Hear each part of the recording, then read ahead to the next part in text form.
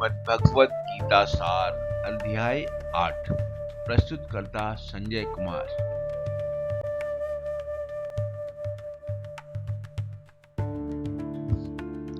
सातवें अध्याय का उपसंहार करते समय भगवान ने ब्रह्म, अधिभूत, अध्यात्म, अधिदैव, अधियज्ञ जैसे शब्दों का उल्लेख किया था। अर्जुन इन शब्दों के संबंध में और अधिक जानने के लिए उत्सुक है, इसलिए उसने इन 2 श्लोकों में 7 प्रश्न पूछे हैं।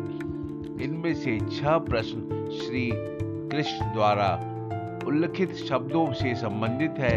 7वां प्रश्न मृत्यु के संबंध में है। श्री कृष्ण ने स्वयं इस विषय को उठाया था। अर्जुन अब यह जानना चाहते हैं कि मृत्यु के क्षण कोई भगवान का स्मरण कैसे कर सकता है।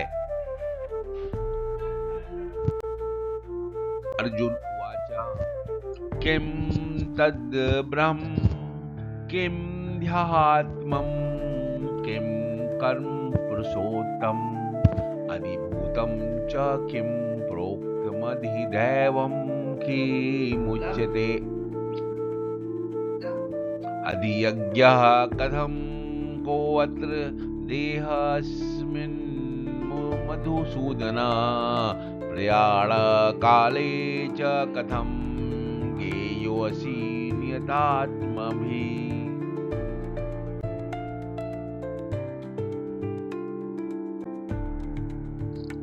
अर्जुन ने ये 7 प्रश्न भगवान कृष्ण से पूछे हैं, जिनके उत्तर भगवान अगले श्लोकों में विस्तार से देते हैं।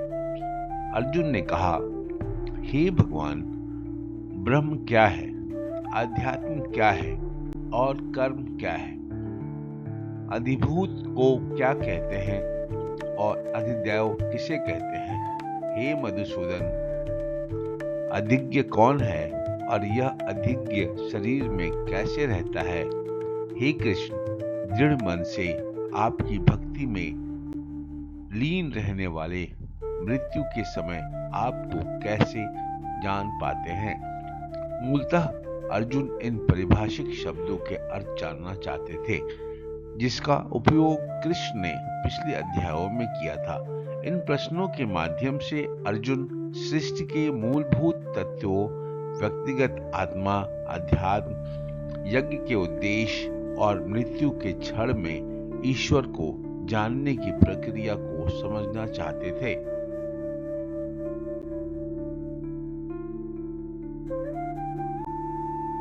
श्री भगवान उवाच अक्षरं ब्रह्म परमं स्वभावध्यात्मं मुच्यते भूत भावोद्भव करो विसर्गः कर्म संयुगतः।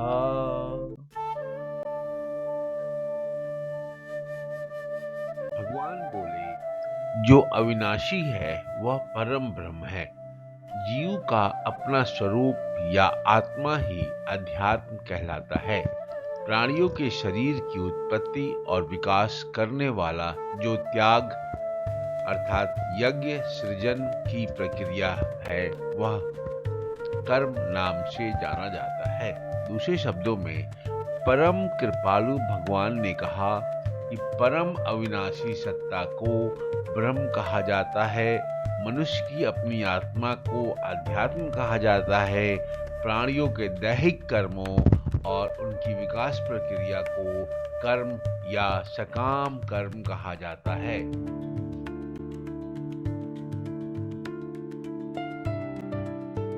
अधिभूतं क्षरो भावा पुरुषरचाधिदैवतम् अधियज्ञो अहमेवात्र देहे देहे भृतांबर।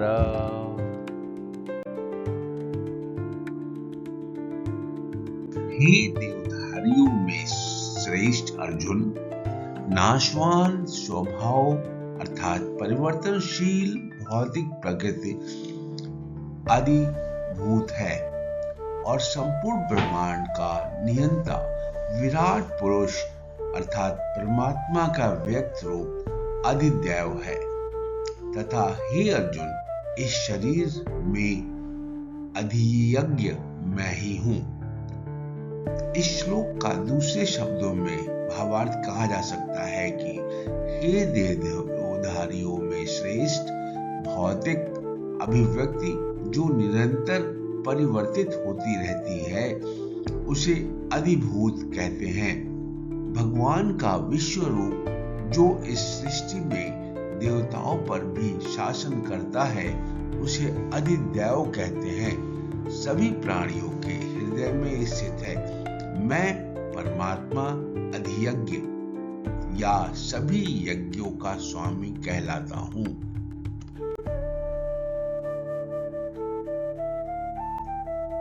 अंतकाले च मामेव अस्मरन् मुक्त्वा कलेवरम् यः प्राति स मद्भावं याति नास्त्यत्र संशयः।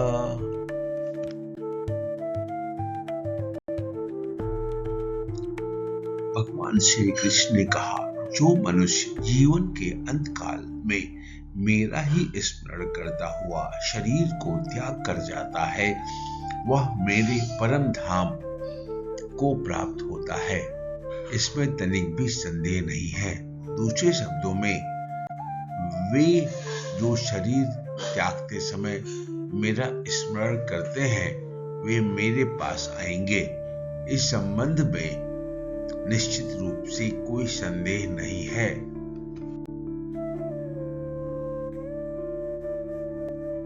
यम यम वापि अस्मरन् भावं त्यज्यत्यन्ते क्लेवरं तं तमेवेति कौन्तेय सदा तद्भाव भाविता।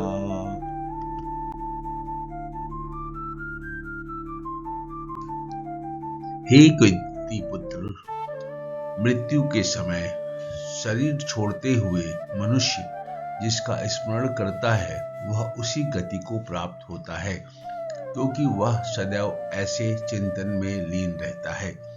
दूसरे शब्दों में, हे कुंती पुत्र अर्जुन, यह मनुष्य अंतकाल में अर्थात मृत्यु के समय जिस भी भाव या विचार का स्मरण करता हुआ शरीर का त्याग करता है वह सदा उसी भाव में लीन रहने के कारण उस भाव को प्राप्त होता है, अर्थात अगले जन्म में उसी योनि या स्थिति को प्राप्त होता है। यह श्लोक इस बात पर जोर देता है कि हमारे पूरे जीवन के विचार और कर्म हमारी चेतना की अंतिम अवस्था को निर्धारित करते हैं, जो मृत्यु के बाद हमारे गंतव्य या पुनर्जन्म का मार्ग प्रशस्त करती है।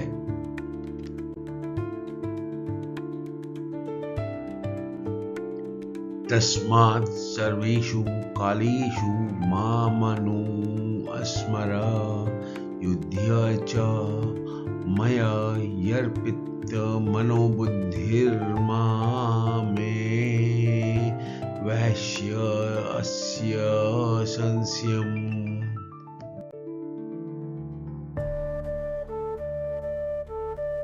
यह श्लोक कर्मयोग का सार बताता है।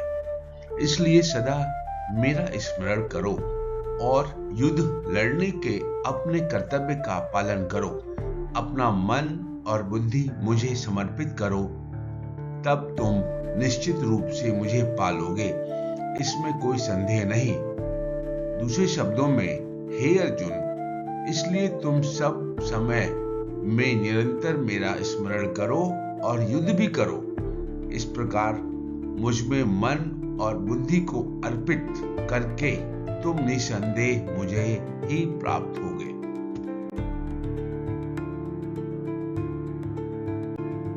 अभ्यास योग युक्तेन चेतसा नान्यगामिना परमं पुरुषं दिव्यं याति पार्थानुचिन्तयन्।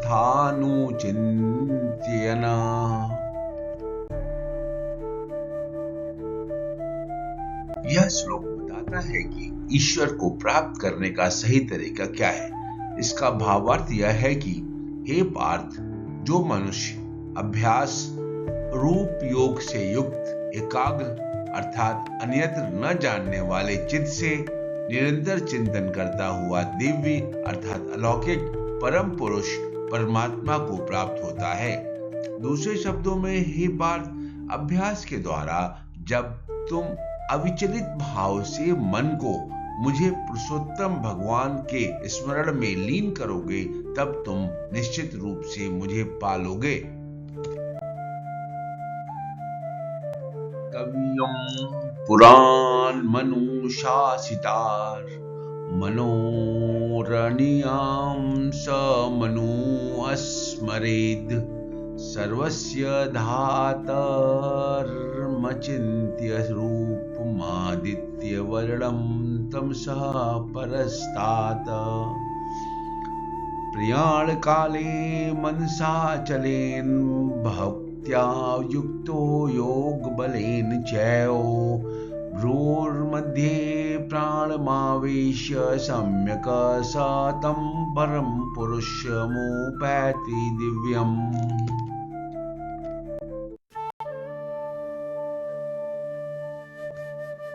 इस श्लोक में जिनमें ईश्वर के स्वरूप और मृत्यु के समय उन्हें प्राप्त करने की विधि का वर्णन किया गया है।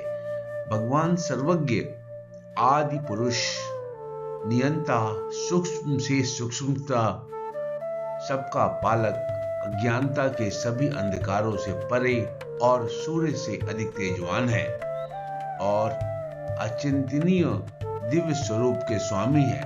मृत्यु के समय जो मनुष्य योग के अभ्यास द्वारा स्थिर मन के साथ अपने प्राणों को भावों को मध्य स्थिर कर लेता है और दृढ़ता पूर्वक पूर्ण भक्ति से दिव्य भगवान का स्मरण करता है, वह निश्चित रूप से उन्हें पा लेता है। यदा क्षरम वेदविदो वदन्ति विश्यन्ति यद्यत्यो वीतरागा यदिच्छन्तो ब्रह्मचर्यं चरन्ति तत्ते पदं संग्रहेण प्रवक्षे।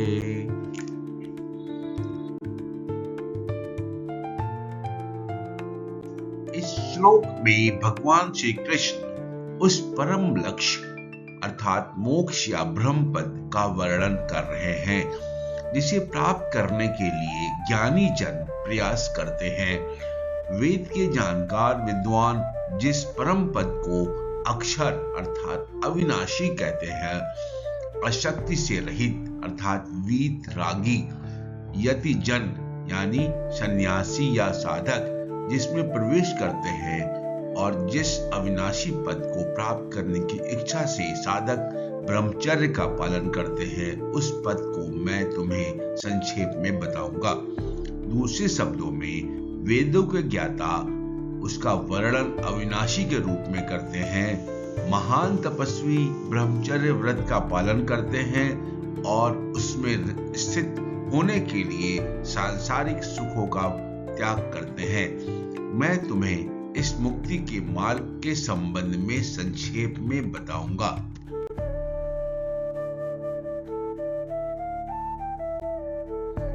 द्वाराणि संयम्य मनोहृदे निरुध्य च मूर्धन्याधायात्मनः प्राणमास्थितो योग धारणाम्।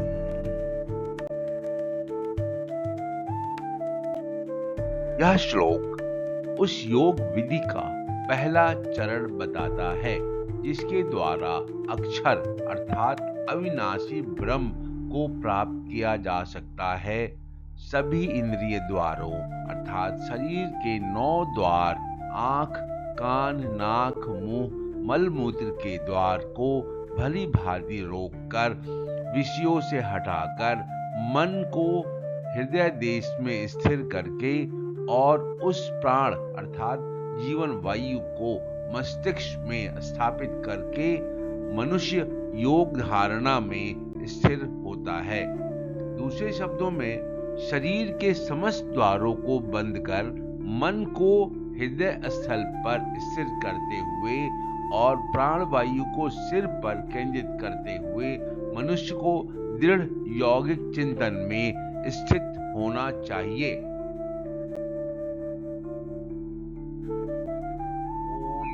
ओमित्येकाक्षरं ब्रह्म व्याहरन् मामनुस्मरन् यः प्रियातीत्यजन्नदेहं स याति परमां गतिम्।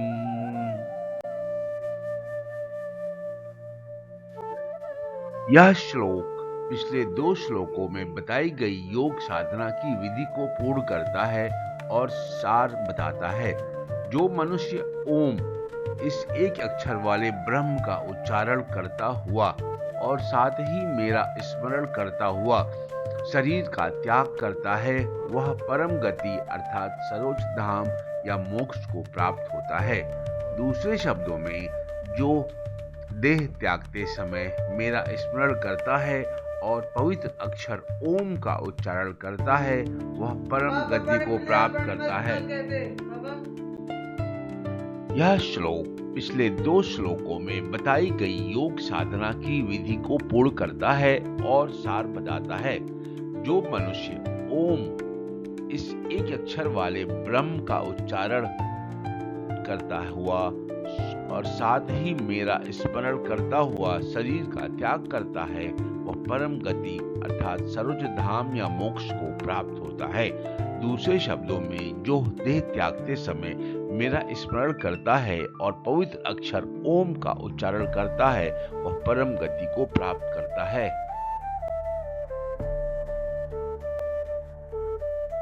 अनन्यचेता सततं यो माम् स्मरति नित्यशः तस्यां सुलभा पार्थ नित्ययुक्तस्य योगिनः।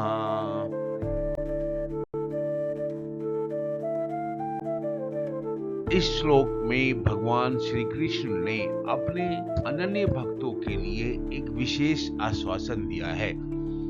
इस श्लोक का अर्थ इस प्रकार है, हे पार्थ, जो मनुष्य अनन्य चित्त से यानी जिसमें अन्य कोई विचार न हो, केवल मुझ में ही मन हो, सदा और निरंतर मेरा स्मरण करता है, उस नित्य निरंतर मुझ में लगे रहने वाले योगी के लिए मैं सुलभ हूँ, अर्थात उसे मैं सहज ही प्राप्त हो जाता हूँ। दूसरे शब्दों में, हे पार्थ, जो योगी अनन्य भक्ति भाव से सदैव मेरा चिंतन करते हैं, उनके लिए मैं सरलता से सुलभ रहता हूँ, क्योंकि वे निरंतर मेरी भक्ति में तल्लीन रहते हैं।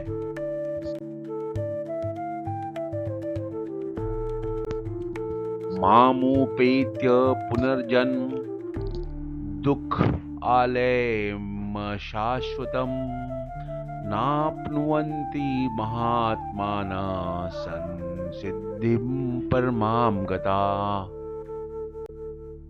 यह श्लोक पिछले श्लोक के विचार को आगे बढ़ाते हुए बताता है कि भगवान को प्राप्त करने का अंतिम परिणाम क्या होता है। यह श्लोक भौतिक अस्तित्व की प्रकृति और मोक्ष अर्थात परम गति की महिमा के बीच के अंतर को स्पष्ट करता है। इस श्लोक का अर्थ इस प्रकार है, मुझे अर्थात परमात्मा को प्राप्त करके वे महात्मा जन अर्थात महान आत्माएं जो परम सिद्ध को प्राप्त हो चुके हैं, वे दुखों के घर और क्षणभंगुर अर्थात अस्थायी इस पुनर्जन्म को फिर कभी प्राप्त नहीं होते। दूसरे शब्दों में, मुझे प्राप्त कर महान आत्माएं फिर कभी इस संसार में पुनः जन्म नहीं लेती। जो अनित्य और दुखों से भरा है, वे पूर्ण सिद्ध प्राप्त कर चुकी होती है।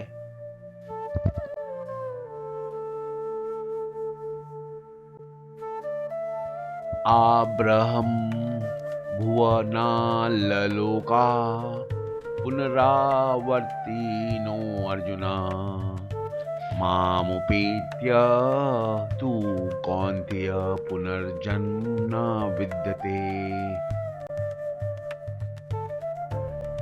यह श्लोक पिछले श्लोकों के निष्कर्ष को पुष्ट करता है और भौतिक संसार की सीमाओं को स्पष्ट करता है।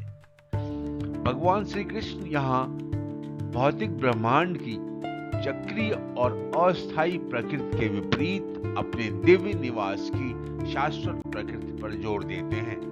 इस श्लोक का अर्थ इस प्रकार है, हे अर्जुन, ब्रह्मलोक से लेकर नीचे अर्थात अन्य सभी लोकों तक सभी पुनरावर्ती स्वभाव वाले हैं, अर्थात वहां जाने वालों को भी लौटकर जन्म लेना पड़ता है। परंतु हे कुंती पुत्र, मुझे प्राप्त होने पर अर्थात मेरे परम धाम में पहुंचने पर पुनर्जन्म नहीं होता। इस श्लोक के का दूसरे शब्दों में अर्थ इस प्रकार बताया जा सकता है, हे अर्जुन, इस भौतिक सृष्टि के सभी लोकों में ब्रह्मा के उच्च लोक तक जाकर भी तुम्हें पुनर्जन्म प्राप्त होगा। हे कुंती पुत्र, परंतु मेरे धाम प्राप्त करने पर फिर आगे पुनर्जन्म नहीं होता।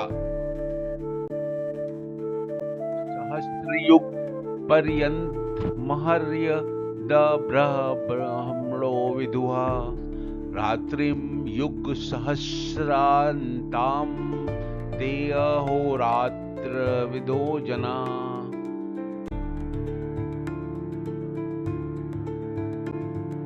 यह श्लोक ब्रह्मांड के समय चक्र की विशालता और ब्रह्मा जी के दिन रात की अवधि का वर्णन करता है।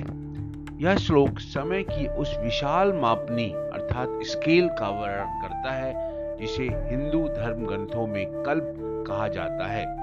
यहाँ युग शब्द महायुग अर्थात चतुर्युगीय सतयुग, त्रेता युग, द्वापर युग और कलयुग का एक चक्र का सूचक है। इस श्लोक का अर्थ इस प्रकार है, जो मनुष्य यह जानते हैं कि ब्रह्मा का एक दिन सहस्त्र युग अर्थात 1000 महायुगों तक की अवधि वाला होता है और ब्रह्मा की एक रात्रि भी 1000 युगों तक की अवधि वाली होती है, वे ही वास्तव में दिन और रात्रि के यथार्थ अर्थात सही जानकार हैं।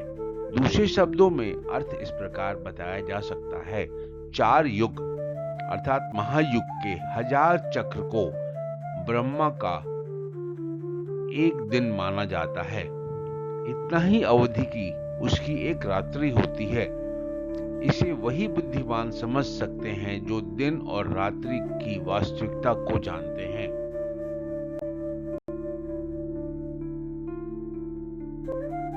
अव्यक्ताद्व्यक्तयः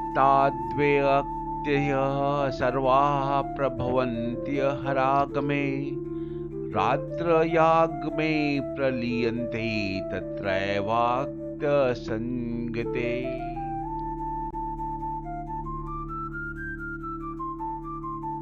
यह श्लोक पिछले श्लोकों में वर्णित ब्रह्मा जी के दिन और रात के चक्र के दौरान होने वाली सृष्टि और प्रलय की प्रतिक्रिया का वर्णन करता है। यह श्लोक भौतिक जगत के निर्माण और विनाश के चक्रीय स्वभाव को समझाता है। इस श्लोक का अर्थ इस प्रकार है, ब्रह्मा के दिन का आगमन होने पर अर्थात जब दिन शुरू होता है, सभी व्यक्त अर्थात स्थूल रूप से प्रकट हुए प्राणी अव्यक्त अर्थात सूक्ष्म प्रकृति से उत्पन्न होते हैं और ब्रह्मा की रात्रि आने पर वे पुनः उसी अव्यक्त नामक तत्व में विलीन हो जाते हैं।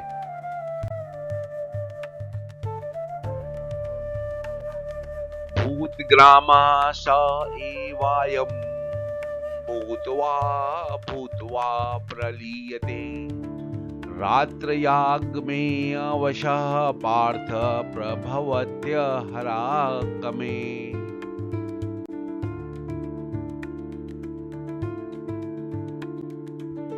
यह श्लोक पिछले श्लोकों में वर्णित सृष्टि के चक्रीय स्वभाव और उसमें जीवों की स्थिति को स्पष्ट करता है। यह श्लोक भौतिक जगत में बंधन की सच्चाई को सामने लाता है। इस श्लोक का अर्थ इस प्रकार है, हे पार्थ, यह प्राणियों का समुदाय बार बार उत्पन्न होकर अर्थात जन्म लेकर ब्रह्मा की रात्रि आने पर व्यवस्था पूर्वक अर्थात प्रकृति के अधीन होकर विलीन हो जाता है और ब्रह्मा का दिन आने पर फिर से उत्पन्न होता है। दूसरे शब्दों में अर्थ इस प्रकार है, ब्रह्मा के दिन के आरंभ में असंख्य जीव पुनः जन्म लेते हैं और ब्रह्मांडीय रात्रि होने पर विलीन हो जाते हैं।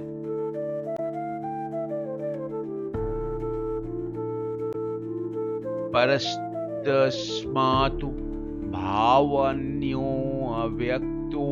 अव्यक्तात् सनातनः यः स सर्वेषु भूतेषु नश्यत्सु न विनश्यति। यह श्लोक पिछले श्लोकों में वर्णित भौतिक सृष्टि के विनाशकारी चक्र से परे एक सर्वोच्च शाश्वत अस्तित्व का परिचय देता है। यह श्लोक भौतिक और आध्यात्मिक जगत के बीच के मूलभूत अंतर को स्थापित करता है। इस श्लोक को निम्नलिखित प्रकार से वर्णन किया जा सकता है, परंतु उस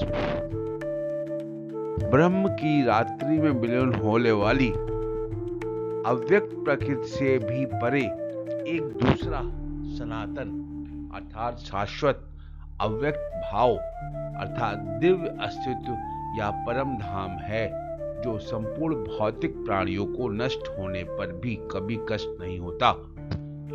दूसरे शब्दों में इस प्रकार व्याख्या किया जा सकता है कि व्यक्त और अव्यक्त सृष्टि से परे एक अव्यक्त सृष्टि है। जब सब कुछ विनष्ट हो जाता है तो भी उसकी सत्ता का विनाश नहीं होता।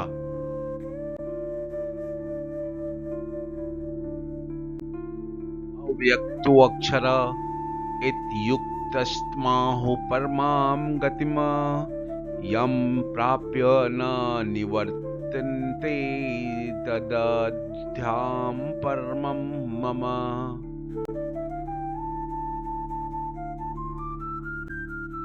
यह श्लोक उस परम सत्य की परिभाषा और अंतिम लक्ष्य को स्पष्ट करता है जिसका वर्णन पिछले श्लोक में किया गया था।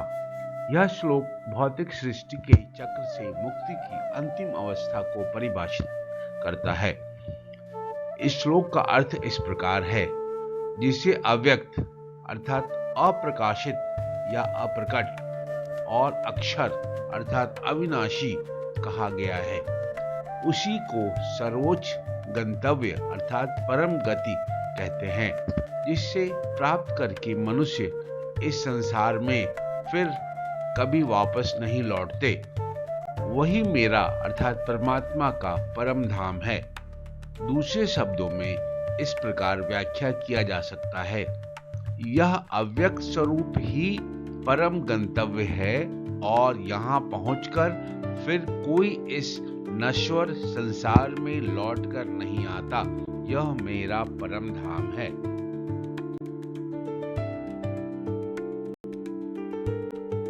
पुरुषः परः पार्थ भक्त्या लभ यस्य त्वनन्या यस्यान्तः स्थाने भूतानि येन सर्वमिदं ततम्। यह श्लोक उस परम पुरुष अर्थात परमात्मा को प्राप्त करने के एकमात्र साधन अनन्य भक्ति पर जोर देता है।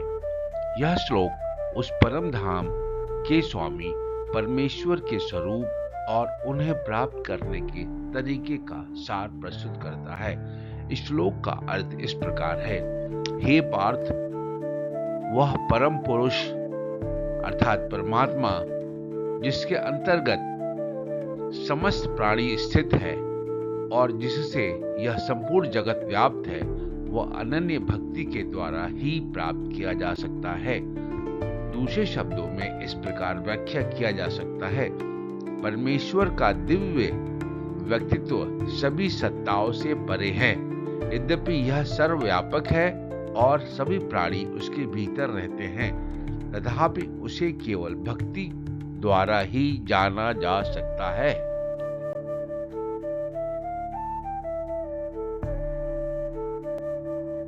यत्र काले त्वनावृतिमावृतं चैव योगिनः प्रयाता यान्ति तं कालं वक्ष्यामि भरतर्षभा। अग्निज्योतिर्ज्योतिरः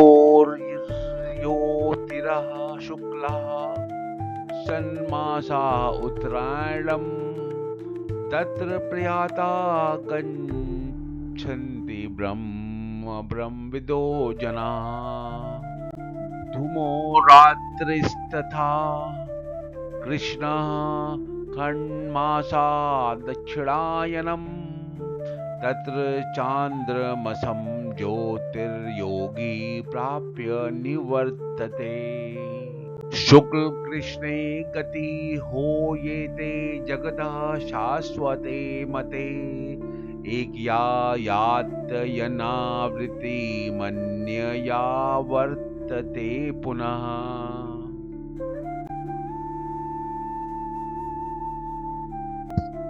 श्लोकों में भगवान श्री कृष्ण ने मृत्यु के बाद आत्मा की दो विभिन्न गतियों, शुक्ल गति अर्थात प्रकाश का मार्ग और कृष्ण गति अर्थात अंधकार का मार्ग का विस्तार से वर्णन किया है, जो क्रमशः मोक्ष अर्थात पुनर्जन्म नहीं और पुनरागमन अर्थात वापस लौटना की ओर ले जाती है। इस श्लोकों का मुख्य संदेश यह है कि यदि कोई व्यक्ति भौतिक इच्छाओं से ऊपर उठकर अनन्य भक्ति और ब्रह्म ज्ञान के मार्ग पर चलता है तो वह मृत्यु के समय प्रकाश के मार्ग से होकर मोक्ष प्राप्त करता है। वही जो लोग सकाम कर्मों और सांसारिक सुखों में लगे रहते हैं वे वापस जन्म लेते हैं। इस श्लोक का अर्थ इस प्रकार है, हे भरत श्रेष्ठ, अब मैं तुम्हें इस संसार से प्रयाण के विभिन्न मार्गों के संबंध में बताऊंगा। इनमें से एक मार्ग मुक्ति की ओर ले जाने वाला है और दूसरा पुनर्जन्म की ओर ले जाता है। वे जो पर ब्रह्म को जानते हैं और जो उन 6 मासों में जब सूर्य उत्तर दिशा में रहता है, चंद्रमा के शुक्ल पक्ष की रात्रि और दिन की शुभ लक्षण में देह का त्याग करते हैं, वे परम गति को प्राप्त करते हैं। वैदिक कर्म कांड का पालन करने वाले जो साधक कृष्ण पक्ष की रात्रि में अर्थात सूर्य के दक्षिणायन रहते हैं, 6 माह के भीतर मृत्यु को प्राप्त होते हैं, वे स्वर्ग लोक को प्राप्त करते हैं। स्वर्ग के सुख भोगने के पश्चात वे पुनः धरती पर लौटकर आते हैं और प्रकाश और अंधकार के ये दोनों पक्ष संसार में सदा विद्यमान रहते हैं। प्रकाश का मार्ग मुक्ति की ओर तथा अंधकार का मार्ग पुनर्जन्म की ओर ले जाता है।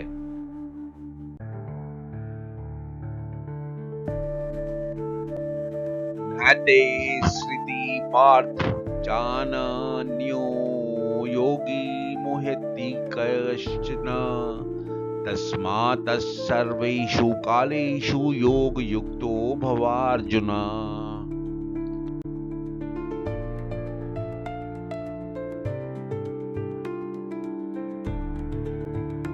यह श्लोक पिछले 4 श्लोकों में बताए गए 2 मार्गों शुक्ल एवं कृष्ण गति के ज्ञान का निष्कर्ष प्रस्तुत करता है। इस श्लोक का अर्थ इस प्रकार है, हे पार्थ, इन दोनों मार्गों को जानते हुए कोई भी योगी मोहित नहीं होता। इसलिए हे अर्जुन, तुम सभी समय में निरंतर योग युक्त बनो।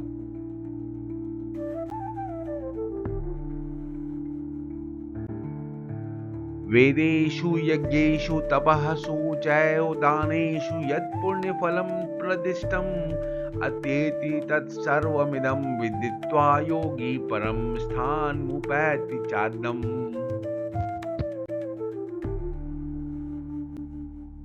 यह श्लोक संपूर्ण अध्याय के निष्कर्ष के रूप में भक्ति और ज्ञान की महिमा को बताता है। यह श्लोक दर्शाता है कि शुद्ध भक्ति और आत्म साक्षात्कार का ज्ञान सभी प्रकार के धार्मिक कर्मकांडों और भौतिक पुण्यों से श्रेष्ठ है। इस श्लोक का अर्थ इस प्रकार है, योगी इसको भली भांति जानकर वेदों के अध्ययन में, यज्ञों को करने में, तपस्याओं में और दानों में जो भी पुण्य फल बताए गए हैं उन सभी को पार कर जाता है और उस परम एवं आदि स्थान को प्राप्त होता है। दूसरे शब्दों में इस श्लोक का अर्थ इस प्रकार है, जो योगी इस रहस्य को जान लेते हैं वे वेदाध्ययन, तपस्या, यज्ञों के अनुष्ठान और दान से प्राप्त होने वाले फलों से परे और अधिक लाभ प्राप्त करते हैं। ऐसे योगियों को भगवान का परम धाम प्राप्त होता है। इस प्रकार जो योगी प्रकाश के मार्ग का अनुगमन करते हैं वे मन को संसार से विरक्त कर उसे भगवान में अनुरक्त कर लेते हैं और अपना पूर्ण कल्याण करते हैं। इसलिए श्री कृष्ण कहते हैं कि वे ऐसा फल पाते हैं जो अन्य सभी पद्धतियों से प्राप्त होने वाले फलों से परे होता है।